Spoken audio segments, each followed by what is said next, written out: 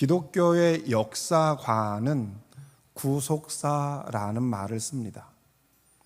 그것은 인류의 역사가 하나님이 인류를 구원하기 위한 활동으로 보는 것입니다. 그래서 인류를 구원하기 위하여 하나님이 행하신 첫 번째 행위는 출애굽을 통하여 이스라엘을 만드시고 이스라엘을 통하여 새로운 역사를 만들어 가기를 원하시면서 이제 다윗의 후손으로 메시아를 보내시며 하나님의 구원의 완성을 이루어 가시는 겁니다. 그런데 이스라엘이, 하나님의 택한 이스라엘 백성이 그 예수를 영접하지 않는 것으로 끝나는 게 아니라 오히려 예수를 십자가에 못 박아 죽게 함으로 그들이 예수 그리스도의 복음을 거부하고 하나님의 복음을 거부하는 일이 있었습니다. 그런데 그 사건에 대해서 바울은 말하기를 십자가 고난의 죽음이 예수님이 이 땅에 오시기 전 약 700년 전에 이사야 선지자를 통하여 말씀하신 그 예언의 말씀을 응하게 하신 것이다 라고 말을 한 겁니다. 700년 전 이사야 선지자를 통해서 하셨던 그 예언의 말씀을, 우리가 이사야의 말씀을 읽어보도록 하겠습니다. 53장 4절로 5절 시작. 그는 실로 우리의 질고를 지고 우리의 슬픔을 당하였거늘 우리는 생각하기를 그는 징벌을 받아 하나님께 맞으며 고난을 당한다 하였노라. 그가 찔림은 우리의 허물 때문이요 그가 상함은 우리의 죄악 때문이라. 그가 징계를 받음으로 우리는 평화를 누리고 그가 채찍에 맞음으로 우리는 나음을 받았도다. 아멘. 예수님이 이 땅에 오시기 전에 700년 전에 이사야 선지자를 통하여 예언하신 고난받는 종에 대한 말씀이 700년 후에 이 땅에 메시아로 오신 예수님에게서 그대로 이루어지는 것을 보게 된다는 사실입니다. 참으로 놀랍고 또 안타까운 사실은 예수 그리스도의 십자가의 죽음이 하나님의 말씀으로 밥을 먹고 사는 유대교의 종교 지도자들이 주축이 되어 이 일을 이루게 되었다라는 사실입니다. 하지만 더 놀랍고 신비한 일이 있는데 그 예수 그리스도의 죽음과 고난을 통하여 우리를 죄에서 구원하시고자 하는 하나님의 계획과 뜻이 이루어졌다는 사실이에요. 한편으로 보면 비극적인 사건인데 다른 면에서 보면 하나님의 역사가 이루어졌다는 것을 보게 되는 거예요. 이것을 통해서 우리가 깨달아야 될 많은 것들이 있지만 그 중에 한 가지가 뭐냐면 하나님은 하나님의 뜻을 이루기 위하여 사람을 통하여 일하신다라는 것을 보게 돼요. 하나님의 독생자 예수가 이 땅에 오실 때도 처녀가 아이를 베면 돌에 맞아 죽는다는 사실을 알면서도 성령님의 음성에 순종한 마리아를 통해서 이 땅에 오셨어요. 하나님이 오실 방법이 없어서 굳이 인간의 몸을 통해서 오셨겠어요? 그러나 그것이 하나님의 뜻이었어요. 우리가 지금 말한 것처럼 십자가의 죽음, 이것은 고난 같지만 이것은 그 십자가의 피 흘림을 통하여 인간의 모든 죄를 담당하고 죽으시는 그 하나님의 뜻을 이루게 한 것입니다. 그런가 하면 가룟 유다는 은 30에 예수님을 팔아 넘겨서 정말 예수님의 제자 잡지 못한 모습을 보였지만 또 그를 통하여서도 예수님이 십자가의 고난을 받게 되는, 또 근데 그 사건을 통하여 구원이 이루어지는 것을 우리는 보게 된다는 사실입니다. 또 이제 비시디아 안디옥에 이르러서 복음을 전하는 바울을 통하여서 땅 끝까지 복음의 증인이 되라고 하는 하나님의 명령을 이루게 된다라는 사실입니다. 여러분, 이렇게 볼 때 하나님의 역사는 악인을 통하여서도 이루어지고 선한 사람을 통해서도 이루어진다. 하나님의 역사는 하나님을 아는 사람을 통해서도 역사하고 하나님을 모르는 사람을 통해서도 역사한다. 하나님을 아는 사람을 통해서 역사하는 것은 믿음의 역사요, 복음의 역사요, 선한 하나님의 역사가 이루어지고, 하나님을 거부하고 복음을 거부하고 예수님을 모르는 자들을 통하여서도 하나님의 뜻을 이루는데, 이것은 악한 역사요, 또 선하지 못한 일들을 이루게 된다라는 것입니다. 그러므로 우리에게 차이가 있는 것은 뭐냐? 내가 선한 도구이냐 악한 도구이냐의 차이인 거예요. 오늘 저는 여러분들이 선한 도구가 되기를 주님으로 축복합니다. 2부 예배 때 말씀을 전하면서 제가 설교문에 써있지 않지만 갑자기 생각난 것이 있는데, 뭐냐면 가끔 예전에 간증을 들어보면 그렇게 남편이 핍박을 해가지고 그 남편이 핍박 때문에 아내가 그렇게 열심히 기도를 했다고, 그러면서 간증하는데 뭐냐면 남편이 핍박했기 때문에 기도할 수밖에 없었다고, 그게 은혜였다고. 그러니까 뭐예요? 남편의 핍박이 강하면 강할수록 더 기도했다는 거예요. 근데 굳이 핍박하는 남편이 되어야 될 필요가 무엇이 있겠어요? 여러분, 할 수 있으면 하나님을 올바로 알아 하나님의 선한 도구가 될 수 있기를 주님으로 축복합니다. 그래서 바울은 갈라디아에서 6장에서 오늘 우리에게 이렇게 말씀을 하고 있습니다. 갈라디아에서 말씀인데요, 시작. 자기의 육체를 위하여 심는 자는 육체로부터 썩어질 것을 거두고 성령을 위하여 심는 자는 성령으로부터 영생을 거두느니라. 아멘. 네.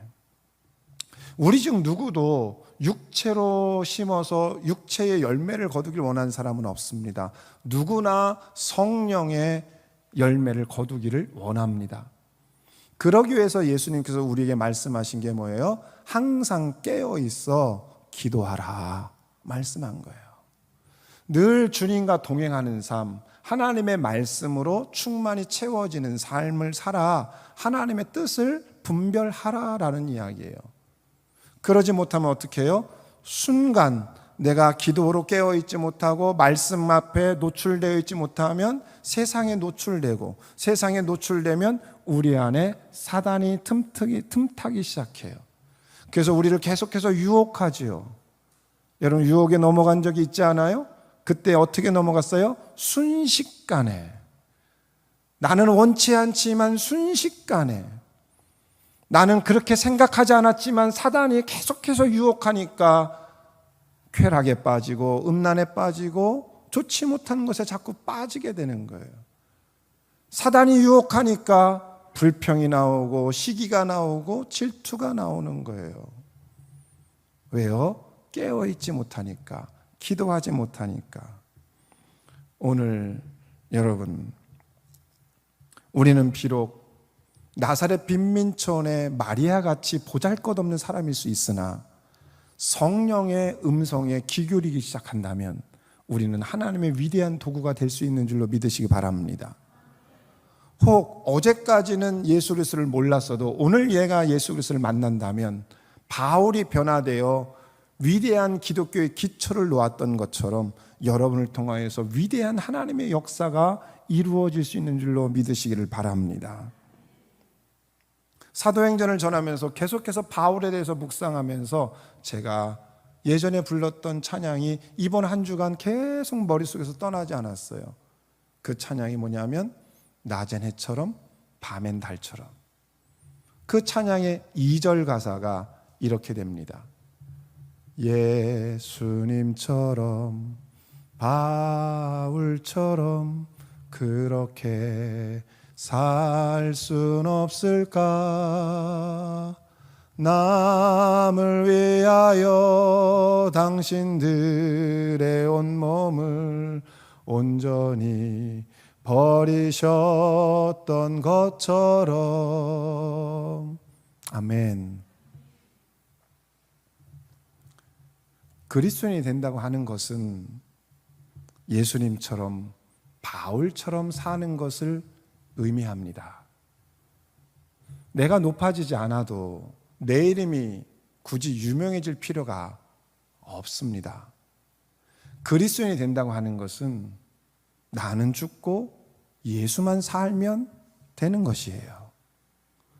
여러분의 삶을 통하여 그 하나님의 역사, 여러분의 인생을 통하여 그리스도의 이름이 높여지는 은혜가 있기를 바랍니다.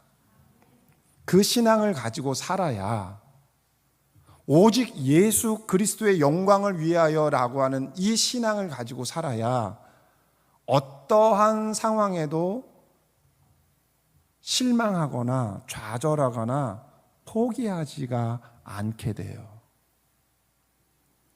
우리가 시기와 질투를 하는 것은 내가 높아져야 되는데 저 사람이 높아진다고 생각하니까 그때부터 시기가 나오는 거예요. 내가 사랑받아야 되는데 저 사람이 사랑받는다고 생각하니까 그때부터 질투가 나와요. 내 생각이 옳고 내 판단이 옳고 내 모든 생각이 옳은데 사람들이 나를 지지해 주지 않는다고 생각하니까 그때부터 원망과 불평이 나오기 시작하는 거예요. 뭐가 문제예요? 예수는 없고 내가 살았어요. 나는 없고 예수가 살아야 되는데 예수는 없고 나만 살았어요. 그래서 주님의 영광을 위해서 살지 못하는 거예요. 그러나 나는 죽고 예수가 살면 내 삶의 상황이 어떻든지 간에 예수님의 이름만 높아진다면 나는 사라져도 괜찮습니다. 이 고백이 나오게 되는 거예요. 오늘 저와 여러분들이 예수님처럼 바울처럼 이름도 없이 빛도 없이 주님을 위해서 살아갈 수만 있다면 그것이 감사하다. 그것이 기쁘다. 이런 신앙인들이 되기를 주님의 이름으로 축복을 드립니다. 예수님의 십자가 고난이 그것을 증명해 주고 있는 겁니다. 예수님의 십자가 고난이 고난으로 끝나면 무의미한 겁니다. 여러분, 예수님이 십자가에 피 흘리시고 장사 지내어 무덤에 장사 지냈는데 그것으로 끝이 났다면 기독교는 죽음의 종교입니다. 그것으로 끝이 났다면. 그러면 예수를 믿는 우리는 어디를 향해 가야 돼요? 무덤을 향해서 달려가야 돼요. 의로운 죽음, 거룩한 죽음, 의로운 정의로운 죽음, 우리는 끊임없이 죽음을 향해서 달려가는 종교가 되어야 돼요. 그러나 우리는 죽음으로 달려가지 않죠. 왜 그래요? 예수님의 죽음은 아주 중요한 얘기인데 잘 들으셔야 됩니다. 예수님의 죽음은 죽음으로 끝나지 않고 무엇으로 연결돼요? 부활로 연결되고 있기 때문에 그렇습니다. 이 부활의 은혜와 부활의 신앙과 부활의 감격을 잃어버리지 않기를 주님의 이름으로 축복합니다. 여러분 안에 오늘 적어도 이 순간만큼은 부활의 영으로 충만해지기를 바랍니다. 그것을 예수 그리스도의 은혜가 오늘 말씀이 증거하고 있는 겁니다. 오늘 본문의 말씀 29절 하반절부터 30절 말씀입니다. 시작. 후에 나무에서 내려다가 무덤에 두었으나 하나님이 죽은 자 가운데서 그를 살리신지라. 아멘. 아멘. 그를 살리신지라. 죽음에서 살리셨습니다. 이 얘기를 아주 액면 그대로 여러분에게 전하면 여러분도 죽음에서 살리셨습니다. 그 은혜가 여러분에게 있는 겁니다. 영적으로 죽었습니까? 살아난 은혜가 있는 겁니다. 삶이 죽었습니까? 살아난 은혜가 있는 겁니다. 신앙이 죽었습니까? 살아난 은혜가 있어야 됩니다. 그런데 예배를 드려도 살아나지 않고 말씀을 들어도 살아나지 않는 것 같고 기도해도 살아나지 않는 건 여러분에게 부활 신앙이 없는 거예요. 부활의 믿음이 없는 거예요. 부활에 대한 감격이 없는 거예요. 주님의 이름으로 축복합니다. 부활의 신앙 꼭 있기를 바랍니다. 그래서 우리는 어둠 속에 있지만 슬퍼하지 않는 거예요. 그래서 우리는 죽음의 순간에도 희망을 갖는 거예요. 마지막 육신의 죽음이 죽어가면서도 하나님 나라에 대한 소망을 갖는 게 그리스도인이에요. 아멘. 이 믿음 가지고 사는 거 아닙니까? 사업이 망해도 하나님이 새롭게 하실 거야. 내 자녀가 큰 사고를 쳤어도 하나님이 새롭게 하실 거야. 우리 집안이 망했어도 하나님이 새롭게 하실 거야. 내가 영적으로 다운돼 있어도 하나님이 새롭게 하실 거야. 그게 부활의 믿음이라니까요. 오늘 여러분에게 이 부활의 믿음이 있기를 바랍니다. 그리스도인들은 두 가지 사건을 반드시 기억해야 합니다. 첫 번째, 그리스도께서 내 죄를 담당하시기 위하여 십자가에 피 흘려 죽으셨다. 아멘. 두 번째, 그 죽으신 예수님이, 하나님께서 그 죽으신 예수님을 다시 살리셨다. 아멘. 이 두 가지 사건을 꼭 기억해야 돼요. 그런데 많은 그리스도인들이 어디만 묵상하고 기억하느냐? 십자가의 죽음만 그렇게 묵상하길 좋아해요. 그러니까 우리 교회도 대부분 그렇잖아요. 모든 교회들이 사순절 새벽기도는 40일 동안 십자가를 묵상해. 나를 위해서 죽으신 주님, 나를 위해서 피 흘리신 주님, 나를 위해서 십자가 지신 주님, 가시면류관 쓰시고 몸에 창을 받으시고 피를 흘리시고, 그러니까 매일 슬퍼. 교회 오면 괜히 슬퍼져. 교회 오면 십자가 보면 막 슬퍼지고, 십자가만 묵상하니까 교회 오면 얼굴이 굳어져요. 심각하고 어두워져요. 교회만 오면 괜히 근엄해지고 엠이 되고 발걸음도 천천히 가. 바깥에서는 그렇게 깔깔깔깔대고 웃는데 교회만 오면 안 웃어. 교회만 오면 막 근엄해져. 바깥에서는 막 박수도 치고 막 노래도 하고 즐거운데 교회 오면 안 해. 대부분의 그리스도인들이 교회 오면 십자가, 죽으심, 피 흘림, 이거는 잘하는데 부활의 기쁨이 없어요. 40일 동안 예수님의 십자가를 묵상하다가 부활은 부활절날 30분 설교 듣는 게 전부야. 부활절은 뭐 하는 날이냐 물어보면 삶은 달걀 먹는 날. 근데 부활절은 그렇게 끝날 수 있는 날이 아니에요. 잘 들으세요. 부활은 죽음에서 살아난 생명입니다. 부활은 절망에서 일어난 소망입니다. 부활은 어둠에서 건져 올린 새로운 희망입니다.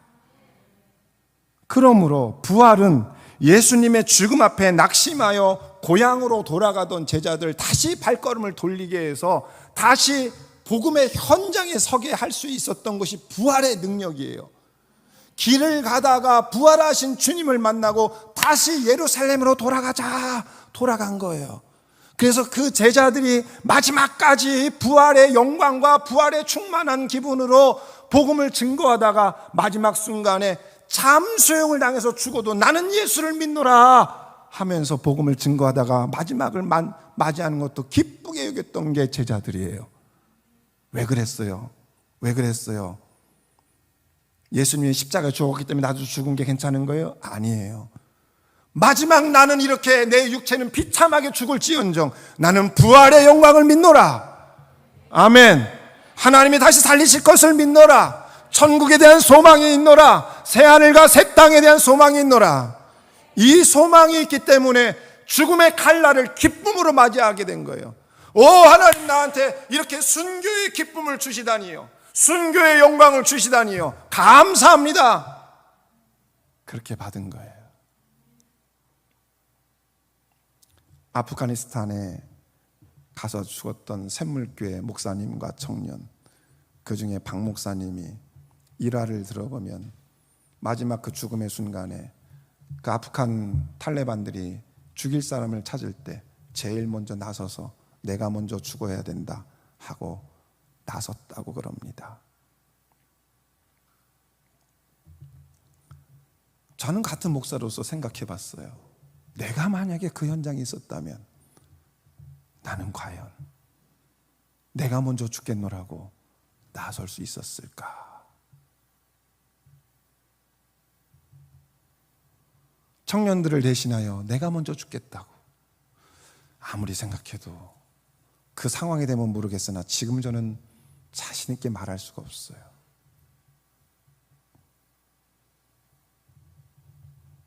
여러분, 부활의 영광이라는 게 그런 거예요.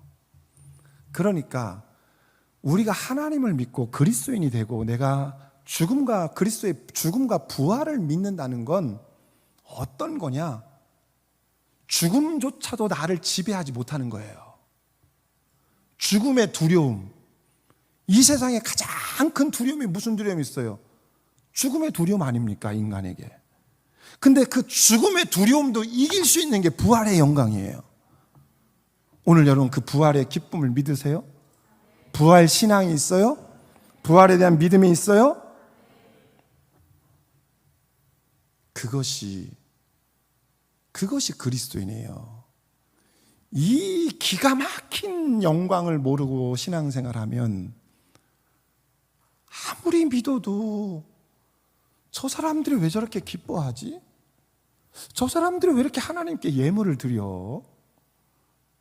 왜 저 사람들이 그렇게 교회 가서 그렇게 기뻐하고 즐거워하고 교회를 청소하면서도 즐거워하고 교회를 위해서 섬기면서 그렇게 기뻐하지? 왜 11조를 드리지? 부활하신 주님을 모르면 그걸 모르는 거예요. 그걸 몰라요. 여기 계신 사랑하는 성도 여러분, 우리 영상으로 예배하고 있는 사랑하는 성도 여러분, 주님으로 축복합니다. 여러분에게 부활의 영으로 충만하기를 주님으로 축복합니다.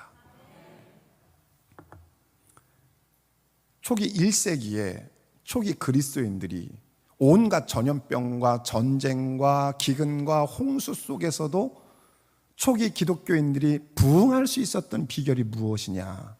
그것은 부활의 신앙이 있습니다.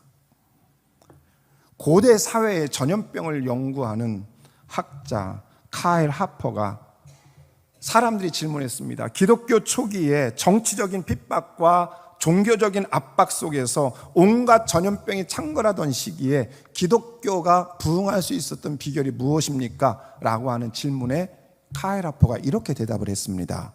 자, 읽어보시죠. 시작. 그리스도인들도 이 세상에 살며 고통을 경험했다. 그러나 그 시대의 그리스도인들은 현세의 이야기를 그저 그들이 살고 있는 이야기 중에 하나로 보았다. 그들은 이면의 지도, 즉 하나님이 보여주시는 큰 그림을 보았던 것이다. 아멘. 자, 무슨 얘기냐면 기독교인들이 1세기 살면서 똑같이 기독교인이라고 전염병이 안 걸리는 게 아니잖아요. 기독교인이라고 고난을 안 받는 게 아니잖아요. 똑같이 고난을 받았단 말이에요. 1세기 때는 홍역으로도 수천 명이 죽었으니까요. 네. 약이 없었으니까. 말라리아로, 요즘 같으면 병도 아닌 말라리아로 수천 명이 죽었으니까요. 똑같이 그리스도인들도 고난을 받았단 말이에요. 그런데 그리스도인들은 그것을 일상으로 보았다. 일상. 당연히 당하는 고난으로 보았다. 그리고 그리스도는 뭐냐?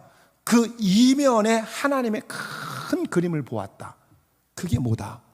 부활의 영광이다. 내가 이 땅에서 죽을지언정 새하늘 새 땅에 대한 소망이 있었다. 하나님이 예배하신 새 예루살렘에 대한 꿈이 있었다. 아멘. 오늘 여러분 우리에게 다 그런 게 있는 거죠? 아멘.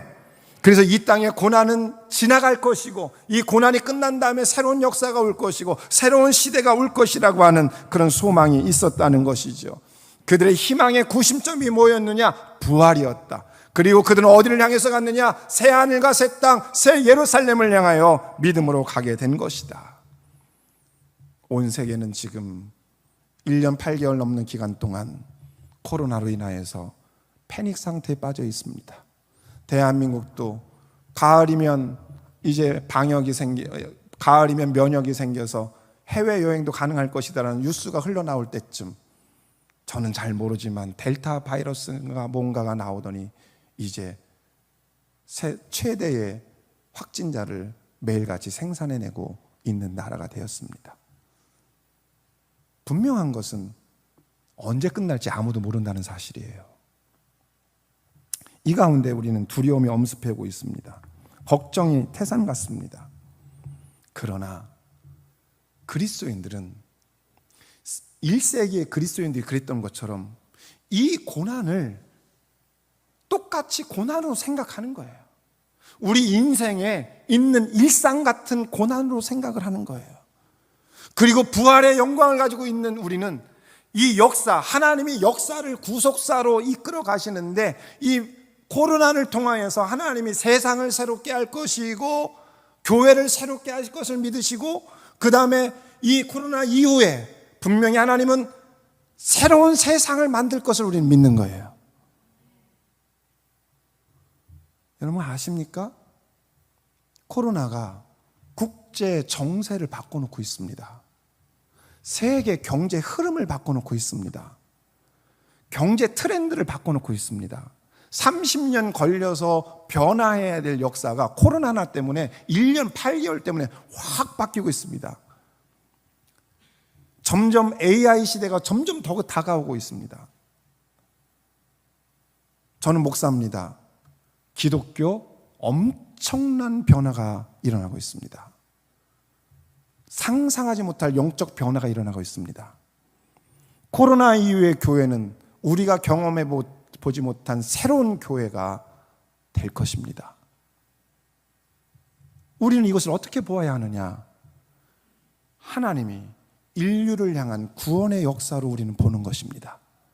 아멘. 이 코로나도 하나님의 편 안에 있다는 거예요. 하나님의 손 안에 있다는 거예요. 그래서 이것을 통하여 하나님이 교회를 새롭게 할 것이고 교회의 영적인 것들을 새롭게 무장하게 할 것이고 타락했던 교회 문화를 새롭게 할 것이고 교회가 변화되지 않으면 안 되는, 교회가 변화하지면 안 되는 그 상황에서 가만히 내두면 변화할 가능성이 없으니 이 코로나를 통해서 교회가 새롭게 되기를 원하시는 하나님의 뜻이 이 가운데 있다는 것이죠. 목회자인 저는 깊이 깨닫고 있습니다.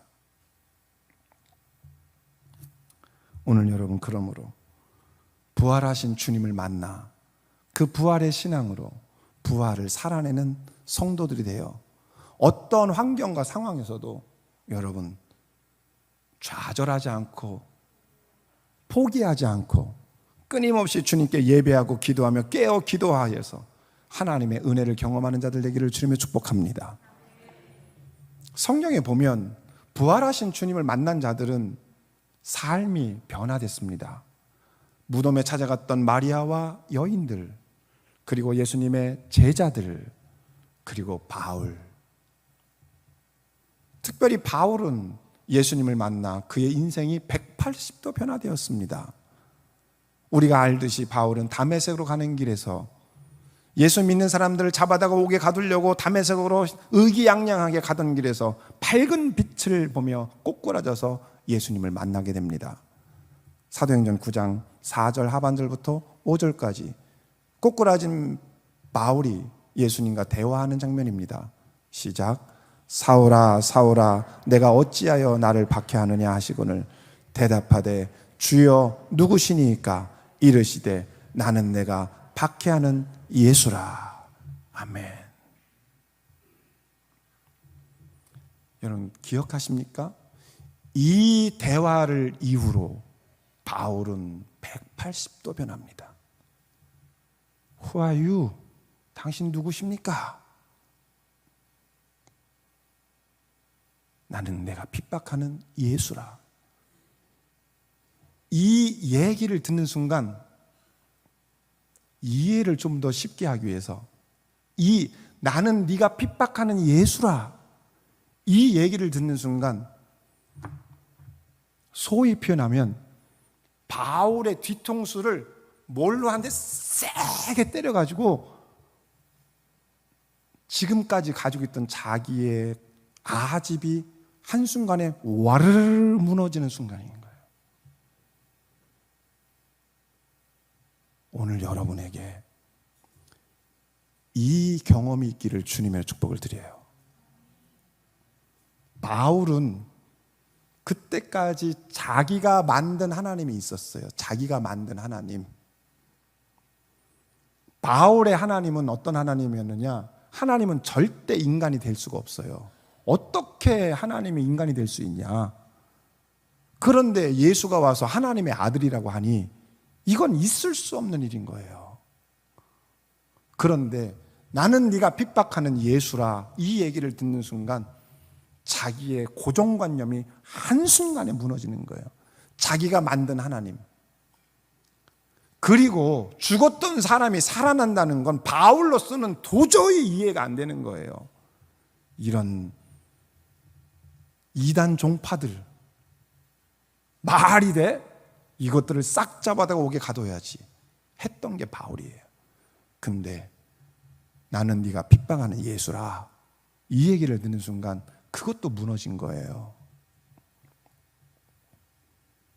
지금까지 바울은 성경을 읽으면서, 성경은 율법책이었어요. 그래서 자기가 좀 더 거룩해지기 위하여 거기에 있는 율법을 지키려고 애를 쓰면서 살았어요. 그러다 보니 기쁨이 없는 거예요. 왜? 율법을 지켜도 못 지키니까. 그래도 노력을 하고 자기가 율법을 지키려고 하니까 다른 사람을 정죄하게 되는 거예요. 야, 이놈의 자식아, 왜 율법을 이렇게 못 지키느냐? 그러니까 예수 믿는 사람들을 잡아다 옥에 가두고 스데반이 죽을 때도 당연하다고 생각했던 거예요. 저것들 죽어도 마땅해. 사람의 죽음을 정당화하는 생각을 가지고 있었던 거예요. 율법으로 살았으니까. 그런데 예수 그리스도를 만나고 나니까 그리스도께서 십자가에 피 흘려 죽으심으로 어린 양 예수 그리스도의 피로 우리의 모든 죄가 씻어졌음을 믿어지는 거예요. 아멘. 그때부터 자유하고 기쁨이 있는 거예요. 자유하고 기쁨이. 그러니까 그런 바울에게서 너희가 먹든지 마시든지 무엇을 하든지 하나님의 영광을 위해서 해라, 이런 복음이 나오는 거예요. 그전에는 먹을 거 못 먹을 거 맨날 가리면서 먹었는데 예수 그리스도를 만나고 나니까 자유해. 먹든지 마시든지 주를 위하여. 제사상에 올랐던 제물도 혹시 그것을 먹으면서 다른 사람이 시험 들 것 같으면 먹지 말아라. 그러나 그런 사람이 없으면 먹어도 괜찮다. 이 율법의 자유함이 거기서부터 나오는 거예요. 아멘. 그 부활하신 예수님을 만나고 나니까 바울의 삶을 어떻게 됐어요? 인생을 걸어버리잖아요. 부활의 인생을 걸어버려요. 믿음이라는 건 이런 겁니다. 믿음이라는 건 머리로 인정하고 그냥 믿어주는 정도가 아니에요. 인생을 거는 것이다. 좋으면 하고 싫으면 안 하고, 내 마음에 들면 하고 내 마음에 안 들면 안 하고, 내가 마음이 좀 기분 좋으면 하고 내가 기분 나쁘면 안 하고, 이 정도가 아니다. 내가 이해가 되면 하고 이해가 안 되면 안 하고, 이 정도가 아니다. 내 뜻이 받아들여지면 순종하고 받아들이지 않으면 순종 안 하고, 내가 하면 최선을 다하고 다른 사람이 하면 협조하지 안 하고, 이런 게 아니다. 믿음은 인생을 거는 거다.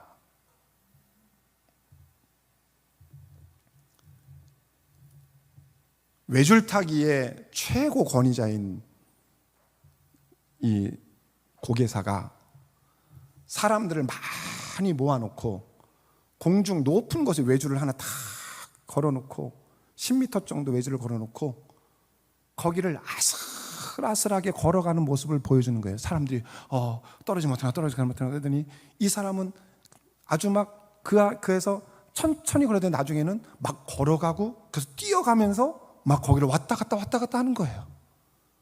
그것뿐이 아니라 조금 있다가는 의자를 들고 외줄을 타고 딱 중간에 가더니 의자를 중심을 잡아서 그 외줄에 탁 세워서 거기에 앉아서 밥을 먹기도 해요.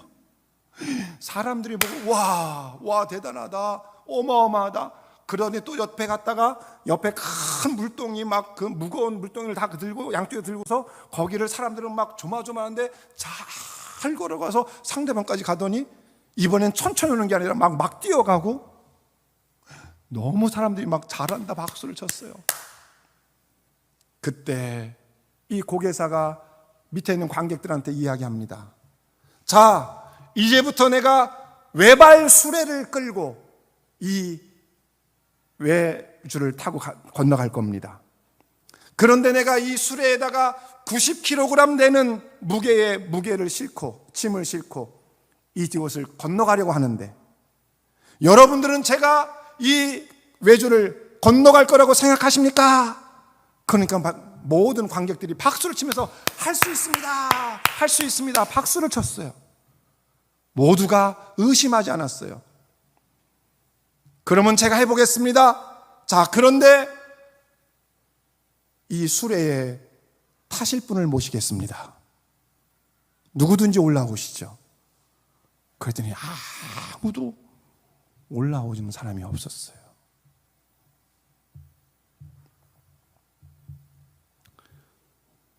관객들은 고개사의 고개를 보며 객관적으로 고개사가 고개를 잘한다는 것은 알고 믿었어요.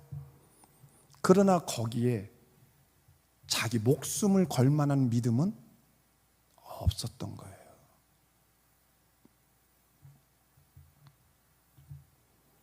바울은 육신의 예수님을 본 적도 없습니다. 바울은 예수님이 살아계실 때 예수님을 만난 사람이 아니에요. 바울은 예수님에게 직접적으로 복음을 들은 적도 없어요. 바울에게 부활하신 예수님을 만난 건 다메섹 도상에서 주여 누구시니까? 네가 핍박하는 이 예수라. 이게 전부입니다. 그런데 그 부활하신 예수님을 만나고 나니까 인생을 걸어버린 거예요. 예수님이 몰고 가는 그 외줄을 위를 몰고 가야 되는 그 외발 수레에 바울은 자기 인생을 담은 겁니다. 올라탄 겁니다. 그러니까 바울의 삶은 기적 같은 삶, 하나님이 운행해 가시는 삶이 된 거예요. 하나님이 운행해 가시는 삶. 자, 3초 동안 생각할 시간을 드리겠습니다. 오늘 주님이 외발 수레를 끌고 가시면서 여러분에게 말씀하십니다. 오늘 내가 끌고 가는 이 하나님 나라의 수레에 몸을 실을 사람이 있으면 손을 들어라 라고 말씀을 하신다면, 일부 예배 보니까 에이 뭐 그거 꼭 들어야 되나 하면서 안 듣는 분도 계시더라 이 말입니다. 그런데 여기 계신 분들은 그러지 말고 정확하게 판단을 내리십시오. 내가 그 주님의 수레에 내 인생을 걸 마음이 있는지 없는지 생각하시고 하나, 둘, 셋 하면 손을 들어 표시해 주십시오. 저는 어쨌든 들겠습니다. 저는 인생을 걸어야죠. 적어도 목사인데 나중에 어떻게 될지 모르지만 건다고 말을 해야 되지 않겠습니까?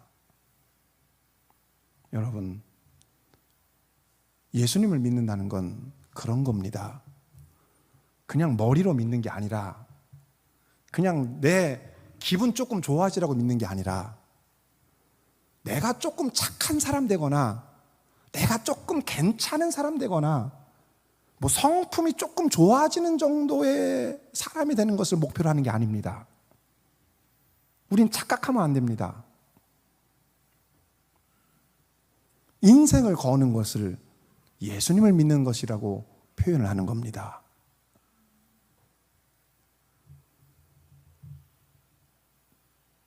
수레에 여러분의 몸을 맡기시겠습니까? 하나, 생각. 하나, 둘, 셋. 내리시죠. 다 봤습니다. 제가 눈알을 굴리며. 안 들으신 분도 봤습니다. 해야 합니다.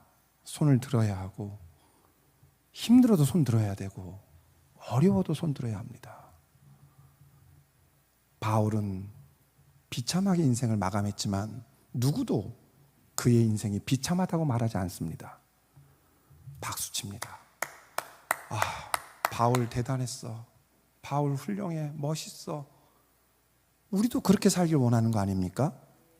아멘. 그렇다면 그 수레에 몸을 실어야지요. 그렇게 살아가십시다. 그렇게 살려고 노력합시다. 나는 없고 예수 그리스도가 나타나면 됩니다. 그래서 마지막에 적어도 나를 아는 사람에게 아, 그 사람 참 좋은 그리스도인이었어. 아니, 적어도 여러분의 자녀와 여러분의 가족들에게 아, 우리 엄마 아빠는 참 그리스도인이었다. 마지막 여러분의 영정사진 앞에서 제가 예배를 드릴 때 여러분의 자녀와 제가 당신의 어머니가, 당신의 아버지가 참 훌륭한 그리스도인이었다고, 여러분의 자녀가 예, 제가 저희 어머니를 보아도 저희 아버지를 살아계실 때 보았을 때도 참 닮고 싶은 분이었습니다 라고 말할 수 있을 만큼 만이라도 살아보는 우리가 되었으면 좋겠습니다.